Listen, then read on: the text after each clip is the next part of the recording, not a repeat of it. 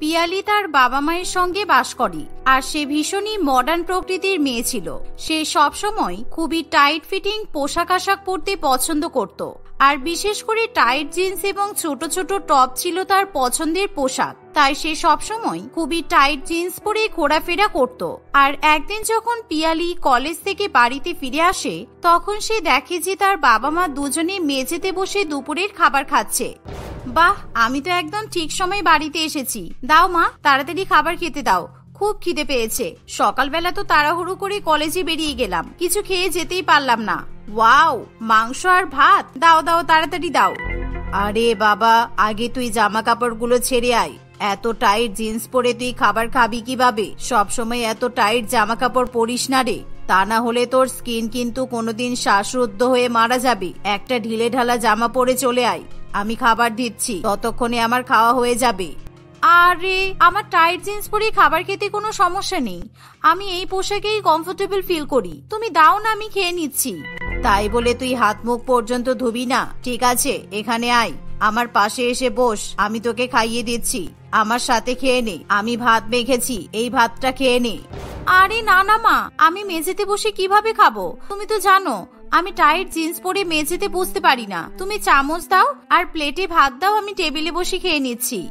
তাহলে এই যে বললি টাইট জিন্স পরে তোর কোনো সমস্যা হয় না, এখন আবার মেঝেতে বসে খেতে পারবি না বলছিস কেন? তোকে নিয়ে আমি খুব জ্বালাই পড়েছি। কোনোদিন দেখবি তোর এই টাইট জিন্স ফেটে যাবে আর লোকজনের সামনে তুই অপমানিত হবি। দুদিন পর শ্বশুর বাড়িতে গিয়ে তুই কি যে করবি উপরওয়ালাই জানি। এখানে তুই নিজের ইচ্ছা মতো পোশাক আশাক পরছিস, কিন্তু শ্বশুর বাড়িতে তোকে কেউ এরকম টাইট জামা কাপড় পরতে দেবে না বলে দিলাম। তুমি চিন্তা করো না মা, আমি আমার মতোই একেবারে মডার্ন ছেলেকে পছন্দ করব, আর সেই ছেলের ফ্যামিলিও যাতে মডার্ন হয় সেটা আমি দেখে নেব। তাহলে আমার জামা কাপড় নিয়ে কারোর কোনো সমস্যা থাকবে না। পিয়ালির কথা শুনে তার বাবা মা খুবই রেগে যায়। আসলে পিয়ালি ভীষণই অবাধ্য একজন মেয়ে ছিল। সে সবসময় নিজের পছন্দ মতো কাজকর্ম করতেই ভালোবাসতো। এমনকি পিয়ালি প্রত্যেকদিন কলেজেও টাইট জিন্স পরেই যেত। কিন্তু টাইট জিন্স পরে সারাদিন কলেজে বসে থাকতে তার সমস্যা হলেও সে কিছুতেই টাইট জিন্স পরা বন্ধ করতে চায় না। এভাবেই দেখতে দেখতে পিয়ালির কলেজের পড়াশোনা শেষ হয়ে আসে। আর এরই মধ্যে পিয়ালি অশোককে পছন্দ করে বসে। আর একদিন অশোক পিয়ালিকে বিয়ের প্রস্তাব দেয়। তোমাকে বিয়ে করতে আমার কোনো সমস্যা নেই, কিন্তু আমি তোমাকে একটা কথা ক্লিয়ার ভাবে বলতে চাই, আমি কিন্তু বিয়ের পর আমার পছন্দ মতো পোশাক আশাক পরবো। আমি তোমার কিংবা তোমার ফ্যামিলির কথা অনুযায়ী আমার পোশাক আশাক পরার ধরন পাল্টাতে পারবো না। তোমার এতে কোনো আপত্তি থাকলে তুমি বলে দাও, কারণ আমি বিয়ের পরও জিন্স টপই পরতে চাই। তুমি একদম চিন্তা করো না, আমার ফ্যামিলি তোমার পোশাক আশাক নিয়ে কখনোই কোনো সমস্যা ক্রিয়েট করবে না, কারণ আমার ফ্যামিলি ভীষণই কুল। তুমি বিয়ের পর যা খুশি করতে পারো, কোনো বাধা নেই। অশোকের কথা শুনে পিয়ালি খুবই খুশি হয়, তাই সে অশোককে বিয়ে করার জন্য এক পায়ে রাজি হয়ে যায়। আর এভাবেই দেখতে দেখতে কিছু মাসের মধ্যেই পিয়ালির সঙ্গে অশোকের ধুমধাম করে বিয়ে হয়। আর বিয়ের পর শ্বশুর বাড়িতে গিয়ে পিয়ালি 2-4 দিন শাড়ি পরেই থাকে। কিন্তু একদিন, কি হলো বৌমা, তুমি এখনো তৈরি হলে না কেন? আজকে তো আমার বোনের বাড়িতে তোমাদের দুজনের নিমন্ত্রণ আছে। আমার কিন্তু টোটাল 5টা বোন, আর আমার সবগুলো বোন তোমাকে নিমন্ত্রণ করেছে। তাই এক এক করে সবার বাড়িতে তোমাকে নিমন্ত্রণ খেতে যেতে হবে। আজকে তোমার মেজো মাসিমার বাড়িতে তোমাকে যেতে হবে, বুঝেছো? ইস, আমি তো একদমই ভুলেই গিয়েছিলাম। দাঁড়ান, আমাকে 10 মিনিট সময় দিন, আমি এখনই রেডি হয়ে আসছি। এই বলে পিয়ালি ঘরে যায় আর সে শাড়ি খুলে খুবই টাইট জিন্স এবং তার সাথে ছোট টপ পরে বাইরে বেরিয়ে আসে, যা দেখে পিয়ালির শাশুড়ি মা ভীষণ পরিমাণে অবাক হয়। এ কি বৌমা, তুমি জিন্স টপ পরে কোথায় যাবে? তুমি তো কি সুন্দর একটা লাল টুকটুকে শাড়ি পরেছিলে, সেই শাড়িটা খুলে দিয়ে তুমি এরকম একটা টাইট ফিটিং জিন্স পরলে কেন? ইস, কি বাজে দেখাচ্ছে তোমাকে। তুমি এখন নতুন বউ এখন এই ধরনের পোশাক আশাক পরলে ভালো দেখায় বলো তো? তুমি যেই শাড়িটা পরেছিলে সেই শাড়িটাই পরে এসো, কিংবা তুমি অন্য কোনো শাড়িও পরতে পারো। না মা, আমি এই জিন্সটা পরেই নিমন্ত্রণ খেতে যাব। আর এই জিন্সটা দেখে আপনার টাইট বলে মনে হলেও এটা কিন্তু মোটেই টাইট নয়, এটাকে স্লিম ফিট বলা হয়। আমি সবসময় স্লিম ফিট জিন্স পরতে পছন্দ করি, আর আমি বিয়ের 2-3 দিন পর্যন্ত শাড়ি পরেছি, এটাই অনেক। এরপর থেকে আপনি আর কখনো আমাকে শাড়ি পরে দেখতে পাবেন না, কারণ জিন্স টপই হলো আমার কমফোর্টেবল ড্রেস। দেখো বৌমা, তুমি এই ধরনের পোশাক আশাক পরো, আমার ছেলে কিন্তু বিয়ের আগেই আমাকে জানিয়েছে। কিন্তু তুমি যখন তোমার বরের সঙ্গে কিংবা তোমার বন্ধু বান্ধবদের সঙ্গে ঘুরতে যাবে তখন তুমি জিন্স টপ পরো, কোনো বাধা নেই। তবে এখন আমার বোনের বাড়িতে তুমি নিমন্ত্রণ খেতে যাচ্ছ, মাত্র কয়েকদিন আগেই তোমার বিয়ে হয়েছে, তাই তুমি জিন্স টপ পরে গেলে আমার বোনেরা তোমাকে খারাপ ভাববে। কেন, জিন্স টপ কি খারাপ পোশাক নাকি যে আমাকে জিন্স টপ পরে দেখলে খারাপ ভাববে? আমি যদি নিমন্ত্রণ বাড়িতে যাই তাহলে আমি জিন্স টপ পরেই যাব, তা না হলে আমি যাব না। আর আমি বিয়ের আগেই অশোককে বলে দিয়েছিলাম বিয়ের পর আমি কারোর কোনো কথা শুনে চলতে পারবো না। পিয়ালির মুখে এমন কথা শুনে তার শাশুড়ি মা খুবই রেগে যায়। ঠিক আছে, তাহলে তোমাকে নিমন্ত্রণ খেতে যেতে হবে না। আমি আমার বোনকে ফোন করে কিছু একটা বাহানা করে দিচ্ছি, আর আমি আমার বাকি বোনেদেরকেও বলে দেব তোমাকে যাতে কেউ নিমন্ত্রণ না করে, কারণ আমি চাই না তোমার জন্য শুধু শুধু আমার মান সম্মান শেষ হয়ে যাক। যাক, খুব ভালো। এমনি আমার কারোর বাড়িতে নিমন্ত্রণ খেতে যাওয়ার ইচ্ছা করে না, আর বিশেষ করে যে মানুষগুলো আমার পোশাক আশাক দেখে আমাকে জাজ করবে সেই মানুষগুলোর সঙ্গে আমি তো সম্পর্কই রাখতে চাই না। ওকে ফাইন, আজকে তাহলে আমাকে কোথাও যেতে হচ্ছে না, আমি তাহলে আমার বন্ধুদের সঙ্গে দেখা করে আসি, বাই।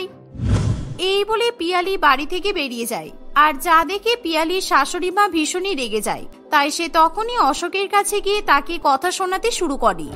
তুই একেবারে বেয়াদব একটা মেয়েকে বিয়ে করে বাড়িতে নিয়ে এসেছিস। বিয়ের 3 দিন হলো না, তোর বউ টাইট জিন্স পরে ড্যাং ড্যাং করে বন্ধুদের সঙ্গে ঘুরতে চলে গেল। আজকে তোর মাসির বাড়িতে তোদের দুজনের নিমন্ত্রণ ছিল। তোর বউকে বললাম শাড়ি পরে যেতে, কিন্তু তোর বউ বলল ও শাড়ি পরে কোথাও যেতে পারবে না। এতটা আশকারা ও কিভাবে পেতে পারি? ছাড়ো না মা, এখন আমি পিয়ালিকে বেশি কিছু বলতে পারবো না, কারণ আমাদের সবেমাত্র বিয়ে হয়েছে, আর আমি চাই না এখনই আমাদের মধ্যে কোনো ঝামেলা সৃষ্টি হোক। তবে আশা করছি সময়ের সাথে সাথে পিয়ালি নিজেকে পাল্টে নেবে। আর আমি ওর বাবা মায়ের কাছ থেকে যতটা জেনেছি পিয়ালি কিন্তু ভীষণই অবাধ্য মেয়ে, তাই আমরা হাজারবার করে বললেও কোনো লাভ হবে না, বুঝেছো? ঠিক আছে, তাহলে এই নে ধর, তোর মাসিরা বারবার আমাকে ফোন করছে, তুই কাকে কি বলবি বুঝে নে, তোর দ্বারা কিছুই হবে না। বউকে যখন কন্ট্রোল করতে পারবি না তাহলে বউয়ের গোলাম হয়ে যা। এই বলে মোনালিসা দেবী সেখান থেকে চলে যায়। আর এমন সময় অশোক বারে বারে পিয়ালিকে ফোন করে মাসিমাদের বাড়িতে নিমন্ত্রণ খেতে যাওয়ার কথা বললেও পিয়ালি কোনো কথা শুনতে চায় না। তাই শেষ পর্যন্ত অশোক তার মাসিমাকে ফোন করে মিথ্যা কথা বলতে বাধ্য হয়, যাতে তাদেরকে নিমন্ত্রণ খেতে যেতে না হয়। এভাবেই দেখতে দেখতে আরো কিছুদিন কাটে। আর একদিন পিয়ালি অশোককে বলে, অশোক, আমাকে 20,000 টাকা দাও তো, আমি শপিং করতে যাব। আজকে সন্ধ্যাবেলাতেই আমি আমার সঙ্গে অ্যাক্সিস মলে যাব, আমার কিছু প্রয়োজনীয় জিনিস কিনতে হবে। 20,000 টাকা দিয়ে কি কিনবে তুমি? কেননা আমার কাছে তো অত টাকা ক্যাশ নেই। আমার অ্যাকাউন্টে আছে ঠিকই, কিন্তু আমার অনলাইন পেমেন্টে একটা প্রবলেম হয়েছে। এখন আমি তোমাকে টাকা ট্রান্সফার করতে পারবো না। তোমার কি লাগবে তুমি আমাকে বলে দাও, আমি বরং কালকে অফিস থেকে ফেরার সময় তোমার প্রয়োজনীয় জিনিসগুলো কিনে নিয়ে আসবো। না না, তুমি আমার জিন্স কিনতে পারবে নাকি? আমার 4-5টা জিন্স লাগবে, কারণ আমি যে জিন্সগুলো পরি সেগুলো খুব পুরানো হয়ে গেছে। আর শুনেছি নাকি অ্যাক্সিস মলে এখন খুব সুন্দর সুন্দর স্লিম ফিট জিন্স পাওয়া যাচ্ছে। আর এমনিও আমি আমার সমস্ত জিন্স অ্যাক্সিস মল থেকেই কিনে থাকি, কারণ ওখানকার জিন্সগুলো আমার গায়ে একেবারে ফিট হয়। পিয়ালির কথা শুনে অশোক খুবই অবাক হয়ে বলে, আরে একসাথে এতগুলো জিন্স কেনার কি দরকার? আমার কাছে 5,000-এর মতো টাকা আছে, তুমি আমার সাথে চলো, আমি তোমাকে 2টো জিন্স কিনে দিতে পারি। তবে হ্যাঁ, তুমি কিন্তু দয়া করে স্লিম ফিট জিন্স আর পরো না, কেননা সব জায়গায় টাইট জিন্স পরে যাওয়া যায় না। এখন তো অনেক মেয়েরাই ঢিলা ঢালা প্লাজোর মতো জিন্স পরে ঘুরে বেড়াই। তুমি ওই ধরনের জিন্স কিংবা কার্গো জিন্স তো ট্রাই করতেই পারো। আর তাছাড়া সামনেই তো গরমকাল আসছে, ঢিলা জিন্স পরলে তুমি আরামও পাবে, বুঝেছো? না না, তোমার মাথা খারাপ? আমি ওরকম পাজামার মতো দেখতে জিন্স পরবো না। ছি, ওরকম ঢিলে ঢালা জিন্স পরলে আমাকে দেখতে ভীষণ বাজে লাগে। আমি সারা জীবন স্লিম ফিট জিন্স পরতে চাই। আর মাত্র 5,000 টাকা দিয়ে আমার কিছু হবে না। কালকে তুমি ব্যাংক থেকে 20,000 টাকা তুলে আমাকে দেবে, তারপর আমি জিন্স কিনবো, তাও আবার আমার পছন্দ মতো। এভাবেই সময় কাটতে থাকে। আর পিয়ালি প্রত্যেকদিন টাইট জিন্স পরে বাড়ি থেকে বেরিয়ে যায়। কখনো বন্ধুদের সঙ্গে দেখা করতে যায়, কখনো বা শপিং করতে যায়, আবার কখনো বা মায়ের সঙ্গে দেখা করতে চলে যায়। যার ফলে পাড়া প্রতিবেশী সবাই পিয়ালির নামে উল্টোপাল্টা সমালোচনা করতে শুরু করে। কিন্তু কারোর কোনো কথাতে পিয়ালি তোয়াক্কা না করে সে নিজের মতো জীবন কাটাতে থাকে। আর এভাবেই দেখতে দেখতে প্রায় 1টা বছর কেটে যায়। আর এরই মধ্যে পিয়ালি বেশ কিছুটা মোটা হয়ে যায়। আর একদিন পিয়ালি বন্ধুদের সঙ্গে ঘুরতে যাবে বলে ঠিক। কোমরের বাটনটা আমি কিছুতেই লাগাতে পারছি না, তুমি প্লিজ একটু হেল্প করো না। তোমার জিন্স টাইট হয়নি পিয়ালি, আসলে তুমি আগের চেয়ে মোটা হয়ে গেছো। আর তুমি এখনো পর্যন্ত সেই একই সাইজের জিন্স পরছো। আমার তো মনে হয় এখন তোমার একটু বড় সাইজের জিন্স কেনা উচিত। অশোকের কথা শুনে পিয়ালি ভীষণ রেগে গিয়ে বলে, তোমার এত বড় সাহস, তুমি আমাকে মোটা বললে? আর যদিও বা আমি মোটা হয়ে যাই তাতে কি হয়েছে? আমি মোটা হয়ে গেলে বুঝি আমাকে তোমার আর ভালো লাগবে না? বুঝেছি, এখন হয়তো তোমার বাইরের রোগা রোগা পাতলা কোমরওয়ালা মেয়েদের পছন্দ, তাই না? আরে না, আমি এরকম কিছু বলতে চাইনি, তুমি ভুল ভাবছো। সবসময় তুমি উল্টাপাল্টা কথা বলো, তোমার যা যা ভালো লাগে তুমি তাই করো, কিন্তু তুমি তোমার ড্রেস নিয়ে, পোশাক আশাক নিয়ে আমার সঙ্গে কোন রকম আলোচনা করবে না, বলে দিলাম। এই বলে অশোক রাগ করে বাড়ি থেকে বেরিয়ে যায়। আর অন্যদিকে পিয়ালি জোর করে সেই টাইট জিন্স পরে নেয় আর তার নতুন স্কুটি নিয়ে বাড়ি থেকে বেরিয়ে পড়ে। কিন্তু সেই টাইট জিন্স পরে স্কুটি চালাতে পিয়ালির খুবই অসুবিধা হয়, কিন্তু তবুও পিয়ালি নিজে মনে স্কুটি চালাতে থাকে। কিন্তু হঠাৎই মাঝ রাস্তায় পিয়ালির স্কুটি খারাপ হয়ে যায়। আর এমন সময় পিয়ালি বারে বারে অশোককে ফোন করলেও অশোক কিছুতেই ফোন ধরতে চায়, ফলে পিয়ালি খুবই বিপদে পড়ে। এতবার করে অশোককে ফোন করছি, আমার ফোনই ধরছে না।